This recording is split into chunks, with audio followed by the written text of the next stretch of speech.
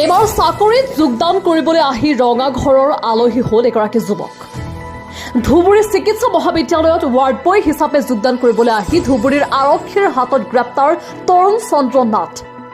ভুৱা নিযুক্তি পত্ৰ সকলো ধৰণৰ ভুৱা নথি পত্ৰ লৈ ধুবুৰী চিকিৎসা মহাবিদ্যালয়লৈ চাকৰিত যোগদান কৰিবলৈ আহি আটক যুৱকজন। ধুবুৰী চিকিৎসা মহাবিদ্যালয় কৰ্তৃপক্ষৰ সন্দেহ হোৱাত খবৰ দিয়ে আৰক্ষী। ধুবুৰী আৰক্ষীয়ে তৰুণ চন্দ্ৰ নাথক জেৰা কৰাত ওলাই পৰে ভুৱা নিযুক্তিৰ প্ৰকৃত ৰহস্য। গৌৰীপুৰৰ সৌৰভ বিশ্বাস নামৰ ল'ৰাজনে 2 লাখ টকাৰ বিনিময়ত দিছিল চাকৰি। সকলো ভুৱা নথি পত্ৰ প্ৰস্তুত কৰিছিল গৌৰীপুৰৰ সৌৰভ বিশ্বাসে। ধুবুৰী চিকিৎসা মহাবিদ্যালয়ৰ নামত ভুৱা ইমেইল আইডি বনাই তৰুণ চন্দ্ৰ নাথক ইমেইল কৰি প্ৰদান কৰিছিল ভুৱা নিযুক্তি পত্ৰ।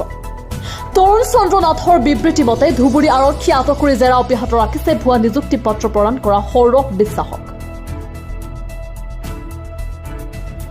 গৌৰীপুৰৰ পৰা চাহাবুদ্দিন মোল্লাৰ প্ৰতিবেদন।